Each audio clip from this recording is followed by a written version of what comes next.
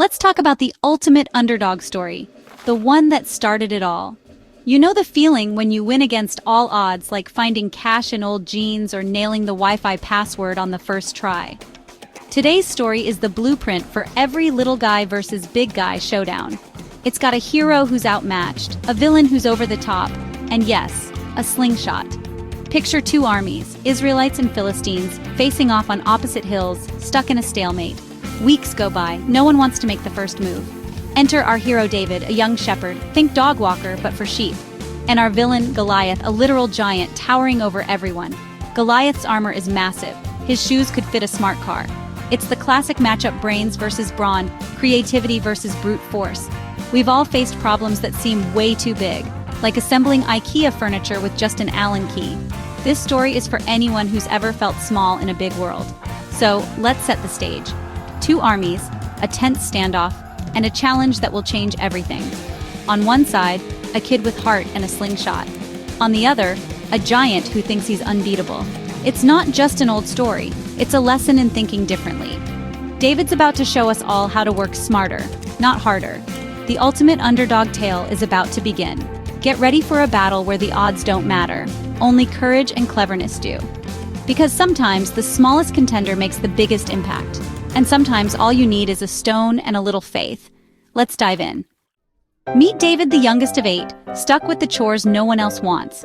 While his brothers play soldier, David's out in the fields protecting sheep. But he's not just passing time, he's practicing with his slingshot, turning boredom into skill.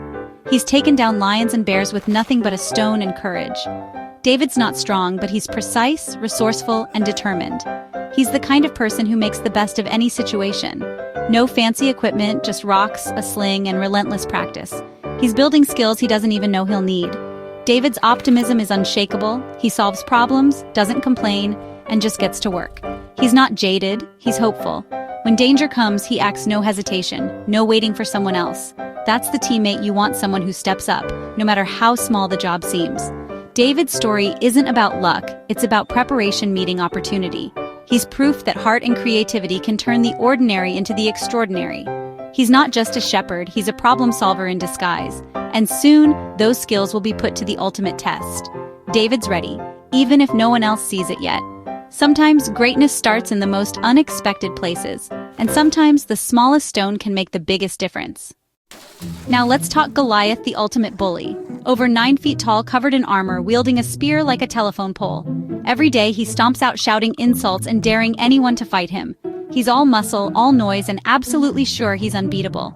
Goliath's strategy? Be big, be loud, and scare everyone into submission. He's the guy at the gym who grunts loudly but never changes his routine. But here's the thing, Goliath's predictable. He never adapts, never expects anyone to challenge him differently. He's a one-trick pony, intimidate and overwhelm. His confidence is all about appearance, not substance. He's never had to be clever, never had to think on his feet.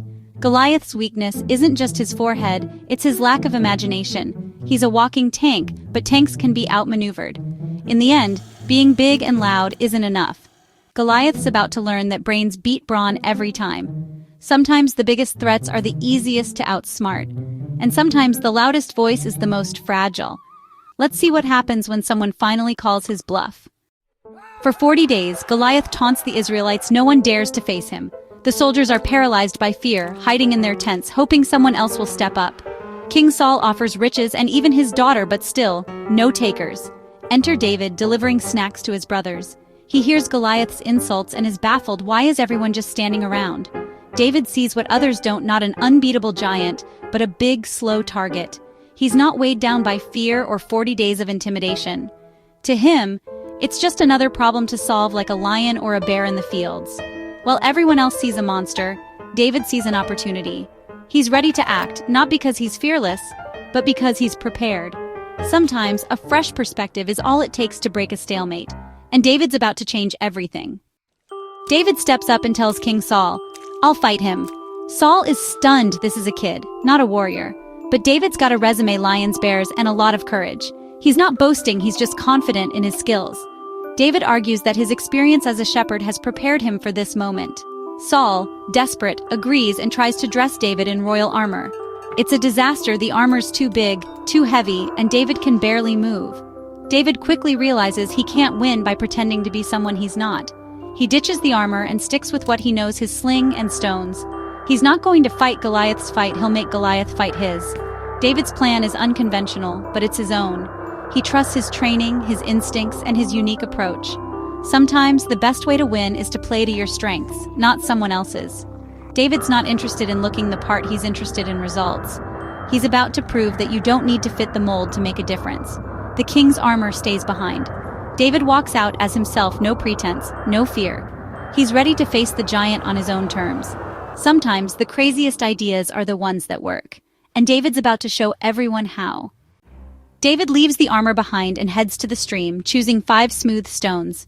He's calm, focused, and deliberate while everyone else is panicking. On the other side, Goliath is gearing up, expecting a real fight. Instead, he sees a kid with a stick and a sling. Goliath is insulted, furious. He wanted a champion, not a shepherd. The Philistines laugh, the Israelites hold their breath. It's the ultimate underdog moment. Everyone expects disaster. But David isn't rattled. He stands his ground and delivers a speech, not trash talk, but a declaration of faith and courage. You come at me with sword and spear, but I come at you in the name of the Lord. David reframes the battle. It's not about weapons. It's about heart. The armies watch, tension thick in the air. David's confidence is contagious. He's not just fighting for himself, but for everyone watching. He's about to prove that spirit matters more than size. The stage is set for a showdown no one will forget. David's ready, Goliath's enraged, and history is about to be made. Sometimes the quietest moments come right before everything changes, and sometimes the smallest challenger has the loudest impact.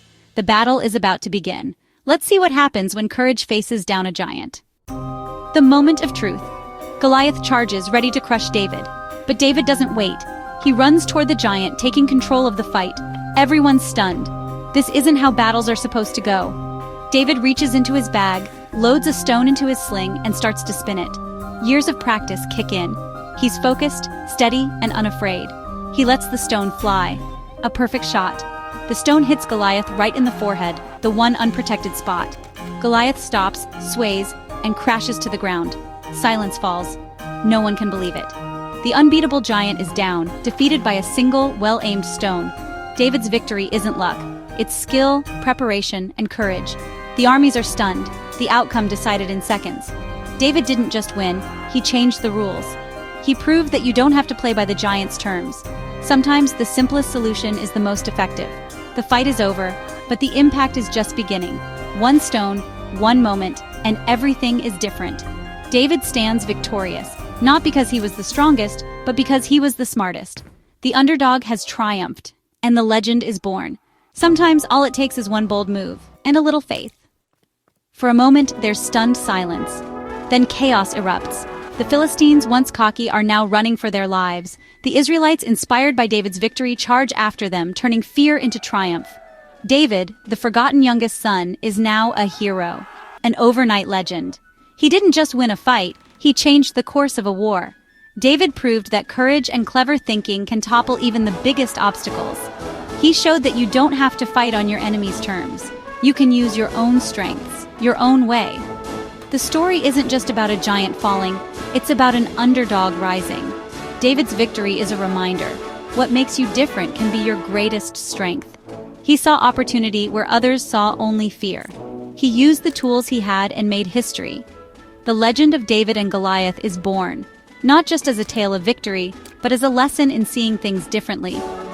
Sometimes the world changes because one person dares to try, and sometimes the smallest hero leaves the biggest mark. David's story is proof. Anyone can be a champion. All it takes is courage, creativity, and a little faith. So what's the real lesson of David and Goliath? We all face giants, challenges that seem impossible, but you don't need the biggest sword or the fanciest armor. You just need to use what you have, your own smooth stones. Maybe it's creativity, humor, or staying calm under pressure. Your unique strengths are your secret weapons.